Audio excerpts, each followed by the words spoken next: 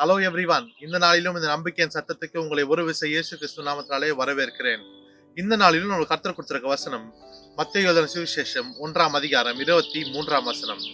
இதோ கன்னிகையானவள் கர்ப்பவதியாகி ஒரு குமாரனை பெறுவாள்.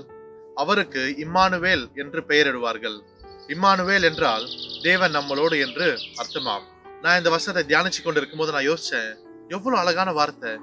இயேசு சுவாமி நம்மளோடு, தேவன் நம்மளோட இருக்காரா? அப்பா, எவ்வளவு பெரிய ஸ்லாக்கியம். இந்த மொத்த உலகத்தையும் இந்த மொத்த பூமியும் படைத்த தேவன் நம்மளோட இருக்கும்போது நம்மளுக்கு எவ்வளவு நம்பிக்கை இருக்கும், நம்ம மனசுல எவ்வளவு தைரியம் இருக்கும். நம்ம தேவனோட இருக்கிறது வேற, தேவன் நம்மளோட இருக்கிறதுன்றது வேறங்க.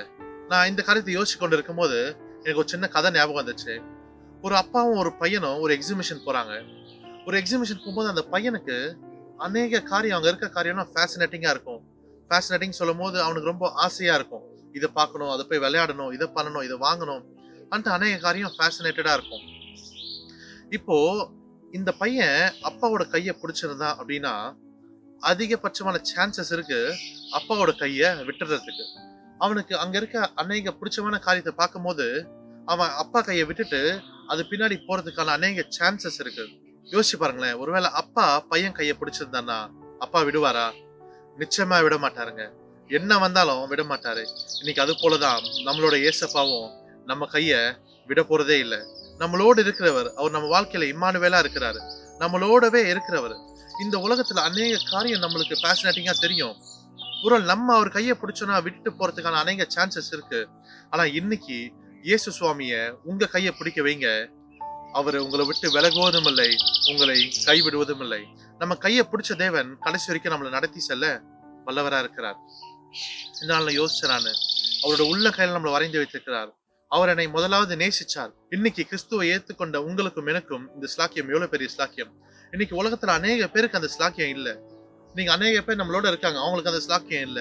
ஆனா உங்களுக்கும் எனக்கும் இயேசு சுவாமியை உங்க சொந்த ரட்சகரா ஏற்றுக்கொண்ட உங்களுக்கும் எனக்கும் இயேசு சுவாமி உங்களுடைய பாவத்துக்காக, என்னுடைய பாவத்துக்காக சிலுவையில மரிச்சாரு என்ற நம்பரை உங்களுக்கும் எனக்கும், இயேசு சுவாமி 3ஆம் நாள் உயிர்த்தெழுந்தார் என்ற நம்பரை உங்களுக்கும் எனக்கும், இயேசு சுவாமி மீண்டும் வரப்போகிறார் என்ற நம்பரை உங்களுக்கும் எனக்கும் எவ்வளவு பெரிய ஸ்லாக்கியம், எவ்வளவு பெரிய பாக்கியம். இம்மானுவேல் நம்மோடு, இயேசு சுவாமி நம்மளோடு.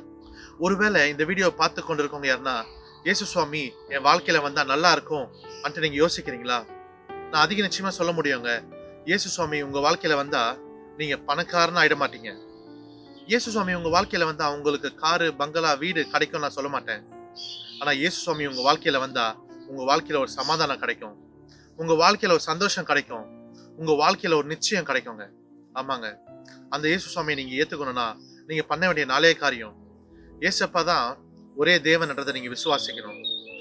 இயேசு சுவாமி உங்களுக்காகியும் எனக்காகியும் நீங்க செஞ்ச பாவத்தை நிமித்தம், நான் செஞ்ச பாவத்தை நிமித்தம் சிலுவையில நம்மளுக்காக மரிச்சாரு, சிலுவையில நம்மளுக்காக ரத்தம் சிந்தினார்ன்றதை நீங்க விசுவாசிக்கணும். அவர் நம்மளுக்காக 3ஆம் நாள் உயிர்த்தெழுந்தார் என்றதை நீங்க விசுவாசிக்கணும். அவர் நம்மளுக்காக மீண்டும் வரப்போகிறார் என்றதை நீங்க விசுவாசிக்கணும். இன்றைக்கு ஒருவேளை இயேசு சுவாமி உங்க சொந்த ரட்சகரை ஏற்றுக்கொண்டு இருந்தீங்கன்னா உங்க வாழ்க்கையில நீங்க எடுத்த பெஸ்ட் டிசிஷன் இதுதான் நான் நிச்சயமா சொல்ல முடியும். இன்னைக்கு அநேக பேர் யோசிச்சு கொண்டு இருக்காங்க, கிறிஸ்துவம்ன்றது ஒரு மதம்.